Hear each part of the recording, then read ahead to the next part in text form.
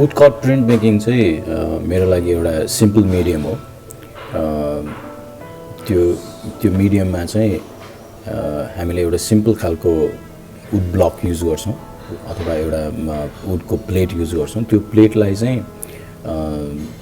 एउटा स्कल्पचरल वेबाट चाहिँ हामीले कार्भ गर्छौँ त्यसलाई, र त्यसमा डिफ्रेन्ट खालको इमेजेसहरू हुन्छ। त्यो इमेजेसहरूलाई चाहिँ हामीले इन्ग्रेभ गर्दै नचाहिने पार्टहरूलाई चाहिँ हामीले फाल्छौँ, र त्यो 2 डाइमेन्सनल कुरालाई चाहिँ कार्भिङ गरिसकेपछि आर्टिस्टले चाहिँ आफ्नो चोइस अनुसारको कलर युज गरेर त्यसमाथि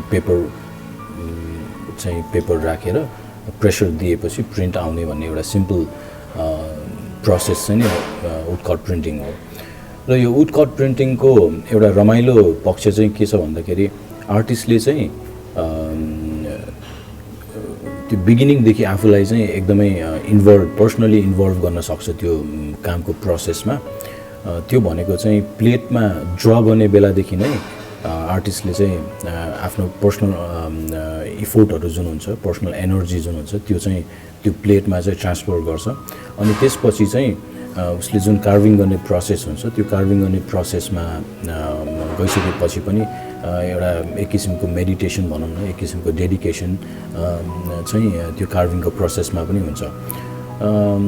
त्यसैले यो वुडकट प्रिन्टिङ चाहिँ नै यसलाई एकदमै कम्प्लिकेटेड रूपमा पनि लिनु जरुरी छ जस्तो मलाई लाग्दैन, किनभने वुडकट प्रिन्टिङ चाहिँ एउटा सिम्पल मिडियम जसले पनि गर्न सक्छ।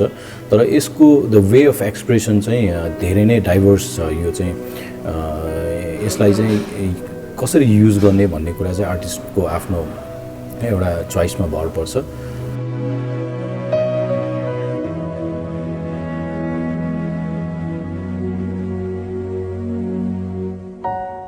प्रिन्टिङ भन्नासाथ नर्मली मान्छेहरूले चाहिँ यसलाई चाहिँ मेसिन नै चाहिन्छ, ठुल्ठुलो मेसिनहरू चाहिन्छ, अनि इलेक्ट्रिसिटी नै चाहिन्छ, धेरै अरू इक्विपमेन्ट्सहरू चाहिन्छ भन्ने जुन एउटा सोचाइ छ। यसपालि चाहिँ मैले यो मेरो सिरिजमा चाहिँ कसरी एउटा सिम्पल वेबाट, सिम्पल प्रोसेसबाट चाहिँ प्रिन्ट निकाल्न सक्छ भन्ने कुरा चाहिँ रिसर्च गर्न खोजिरहेको छु। हुन त यो मेरो लागि एकदमै च्यालेन्जको कुरा हो। त्यो लिमिटेड मटेरियल्समा र लिमिटेड रिसोर्सेसमा चाहिँ प्रिन्ट कसरी निकाल्ने भन्ने कुरा मेरो लागि एउटा च्यालेन्ज नै हो।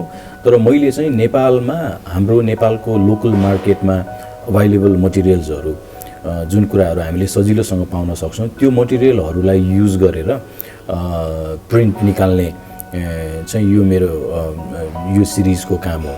र त्यसमा चाहिँ हाम्रो चाहिँ नेपालमा एउटा नेपाली कागजको हाम्रो कल्चर जुन छ, त्यो नेपाली कागजलाई युज गरेर र नेपालमा हाम्रो लोकल मार्केटमा अभाइलेबल हुने नेपालको वुड ब्लक्सहरू, नर्मल प्लाईहरू, त्यो प्लाईहरूलाई युज गरेर चाहिँ प्रिन्ट निकाल्ने यो एउटा प्रोसेस हो।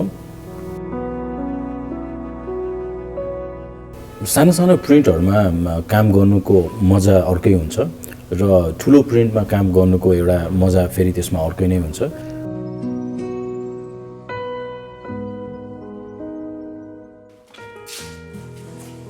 र यसपालि चाहिँ मेरो एउटा यो ठुल्ठुलो प्रिन्ट्सहरू मैले गर्ने एउटा सोच चाहिँ बनाएको छु। र यो ठुल्ठुलो प्रिन्ट्सहरूमा चाहिँ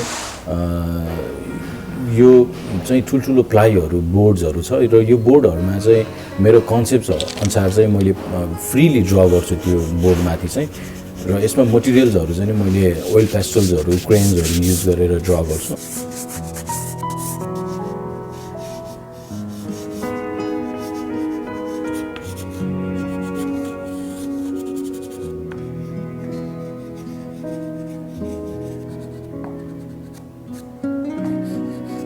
ड्र गरिसकेपछि चाहिँ नेक्स्ट स्टेप भनेको चाहिँ तपाईँको कार्भिङको स्टेप हुन्छ। कार्भिङको स्टेपमा चाहिँ त्यसमा चाहिँ त्यो चाहिँ मेरो लागि एकदमै इम्पोर्टेन्ट स्टेज हो र धेरै नै टाइम लाग्छ कार्भिङमा चाहिँ।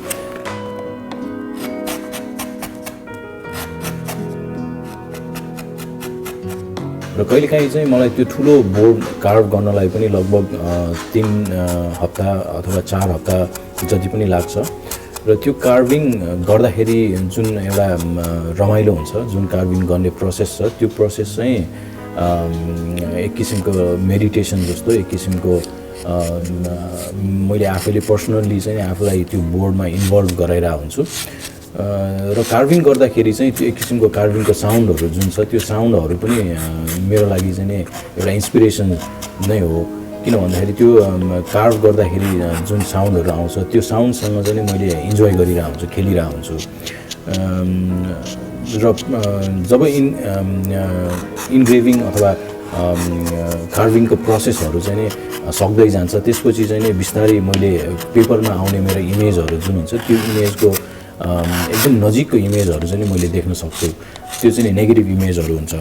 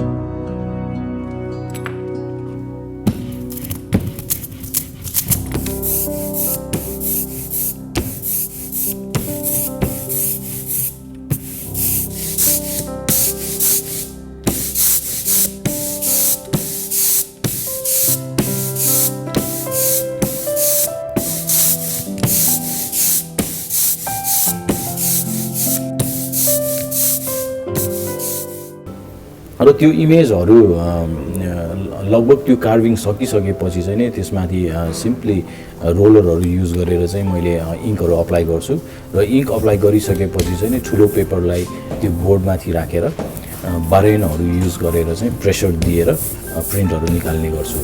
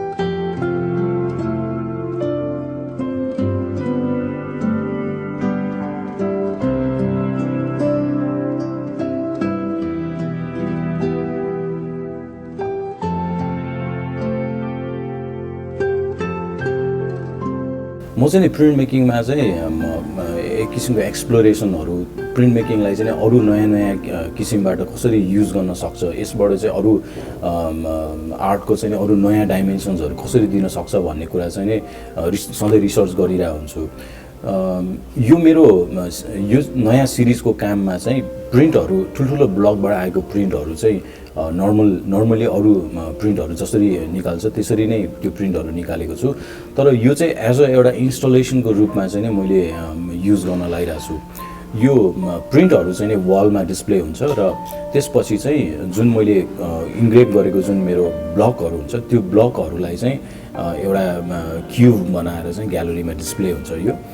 र जसरी भ्युवर्सहरू चाहिँ नि त्यो ब्लगभित्र जान्छन् अनि उनीहरूले चाहिँ त्यो डाइरेक्ट त्यो प्लेटलाई चाहिँ नि आफैले टच गरेर अनि त्यो प्लेटको टेक्स्चर्सहरूसँग उनीहरूले रमाउने अनि त्यो टेक्स्चरको प्रोसेसहरूसँग चाहिँ उनीहरूले खेल्न सक्ने जुन एउटा इन्भाइरोमेन्ट हुन्छ त्यो चाहिँ नि त्यो ब्लगभित्र चाहिँ नि सबै भ्युवर्सहरूले इन्जोय गर्न सक्छ। र मैले अघि पनि भने यो कार्भिङ गर्दाखेरि चाहिँ नि त्यो डिफ्रेन्ट किसिमको साउन्ड्सहरू आउँछ, कार्भिङ टुल्सहरू चलाउँदाखेरिको साउन्ड्सहरू, अनि ब्रसले चाहिँ त्यो डस्टहरू फाल्दाखेरिको साउन्डहरू भयो। अनि यो खालको साउन्डहरू चाहिँ नि यो च्याम्बरभित्र चाहिँ नि तपाईँले पाउन सक्नुहुन्छ। र त्यो सबै भनेको चाहिँ नि एज अ होल चाहिँ एउटा वुड कार्भिङको प्रोसेस जुन छ र मेरो आफ्नो इन्भल्भमेन्ट जुन छ त्यो कुराहरूलाई चाहिँ नि मैले त्यसमा चाहिँ एक्सप्रेस गर्न खोजिरहेको छु।